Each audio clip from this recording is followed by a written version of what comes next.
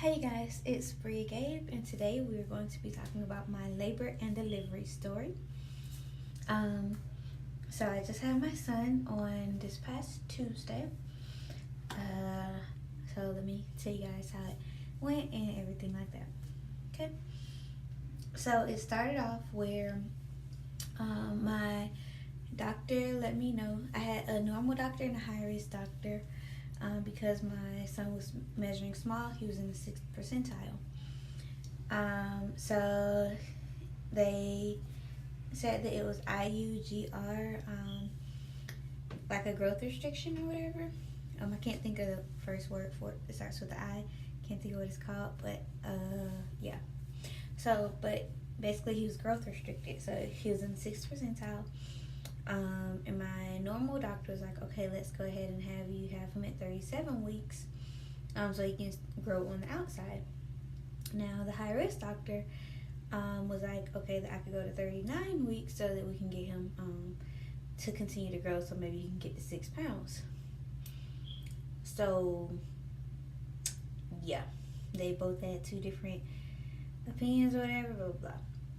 So this is what happened. So on Monday, I had a doctor's appointment with my normal doctor. I went in and saw him and everything. That morning first, sorry y'all. First that morning, I had went to the ER because I was having so many pains and everything. And they ended up letting me go because they were like, okay, well, this isn't the hospital that I'm supposed to be having him at. And since I'm not in like active labor, like since I'm not having contractions like every few minutes or whatever, then I could wait until my appointment at 1 so that my doctor could decide what they want for me to do. So I waited till 1, went to my appointment, and then my doctor, he was like, okay, we'll go over to the hospital so they can admit you so that we can start the induction or whatever, right? So I get over there. And once I get there,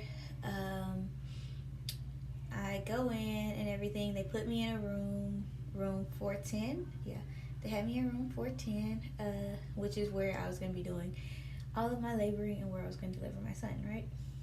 So, so I was there. I was in the bed. I got there at like maybe 2 o'clock, and I just was there waiting for my labor to progress on its own first.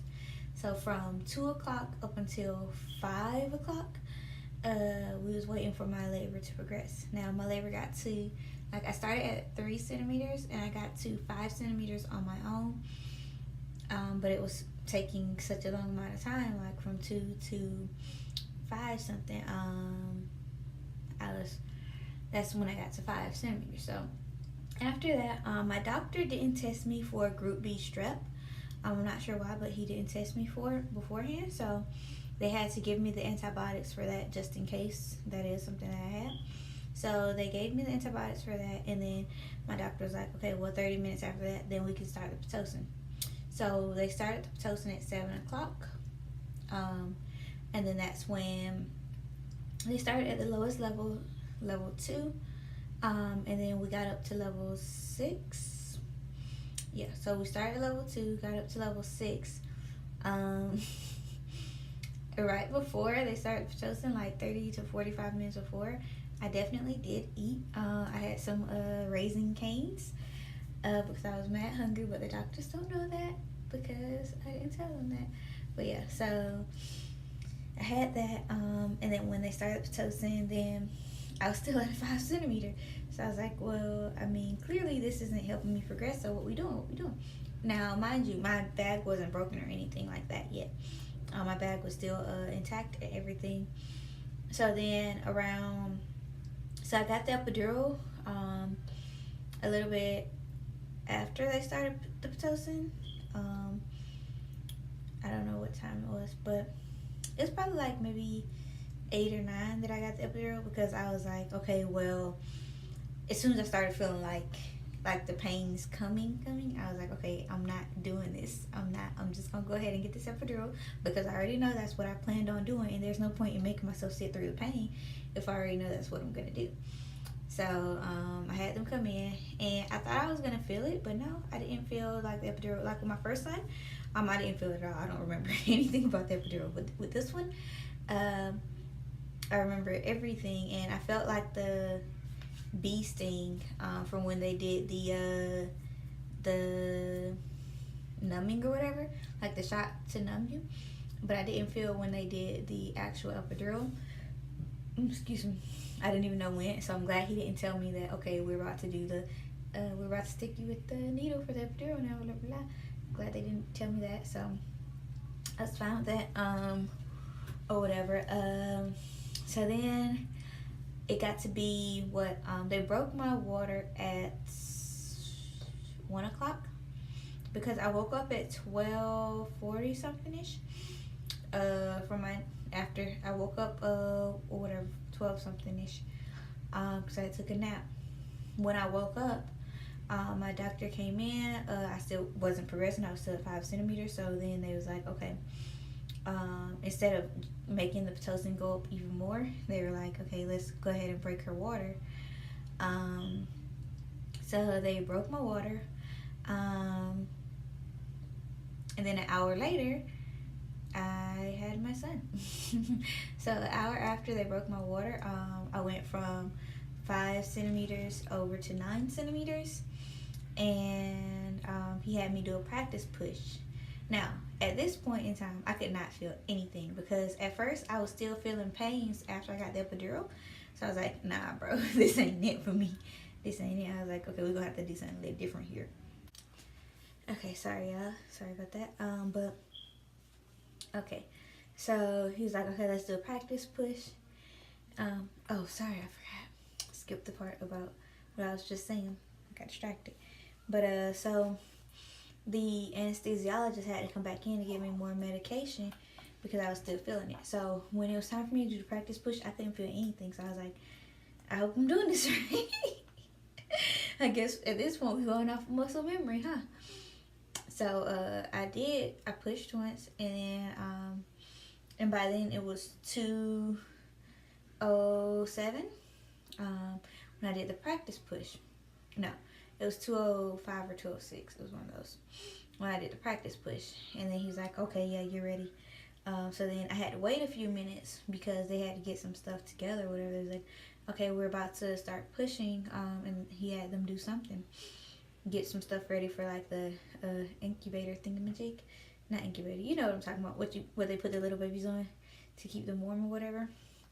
So yeah, so they were getting that ready, and then afterwards he had me push. By this time it was 2:07 when I looked at the clock, okay? And I was like, it would be so cute if I had him at 2:10 because my birthday is February 10th, so wouldn't it be cute if I had him at 2:10? But I was like, there's no way I'm going to push this baby out in 3 minutes or less in order to have him at 2:10. So he had me push. So I pushed the first time, he didn't come all the way up. Pushed the second time. Third time when I pushed, he came out and it was 2:10. And I was like, hey, I really did have him at 2:10. Isn't that crazy? So yeah. Then they took him over to the little incubator thing real quick to suction his mouth and nose or whatever. And then they gave him back to me after his cord was cut and everything. That's when they took him, and then they gave him back to me. And then yeah, that's when I held him and I kept putting him. And I was like, oh, my little tiny baby is here. And yeah, so I'm holding him right now. Let's see. After that, I stayed in the bed for a while because my legs were really numb, y'all. Like, it was really, really numb. So I stayed in for a couple of hours actually because the nurse, she was the one who was going to help clean me up. So when she came back, she came to clean me up. And then after that, that's when she was like, okay, well, I can get moved to my normal room now. So then they moved me over to the normal room. I was wheelchaired, and then he was pushed in the little thingamajig. And like, you know, what they put the babies in for them to sleep in at night? Yeah. So he was in that, and I was pushed in a wheelchair. They wheeled me over to my room, and this was in the AM. So this was probably about 4 a.m. by this time. By the time I got to my room, for maybe, yeah, I say 4 a.m. By the time I got over there, and yeah, and then I had my tiny little squeaky.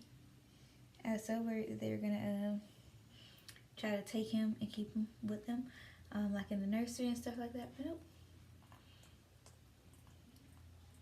he stayed with me, and they only took him for a few things they had to do outside of the room that they couldn't do in the room, and then he was always right back. And that's pretty much it. Since I had him at 2 a.m., I still had to stay for 24 hours, but I stayed for longer than 24 hours because they can't discharge you at 2 a.m. So I had him at 2 a.m. on Tuesday morning. Wednesday morning at 9, that's when I got discharged. And yeah, after that I was good to go. I didn't have any rips or tears or anything like that. I was good on that front, which I was happy about because with my first son I did have to have like 3 stitches, and that was not happiness. So with this one I didn't have any stitches because I didn't tear, and I was happy that I didn't have to get that because that wasn't happiness. What else? I don't know. I can't really think of anything else that happened while I was there. Hi, baby. Trey's behind me. My first son is behind me. So let me show you guys my son. So here he is. He's like mad tiny. He came out 5 pounds 9 ounces. He looks kind of red here, but he can't help it. He can't. So 5 pounds 9 ounces. 19 and a half inches. That's all my baby. He's, I don't know, he's just him. His name is Bradley. He's named after me, so Bradley. Thank you guys for watching. If you did like it, make sure you hit that thumbs up. If you do have any questions, make sure that you leave them down below, and I'll be more than happy to answer them for you. Make sure you subscribe to my channel so you can see all of my future content, and I'll talk to you guys in my next video. Bye.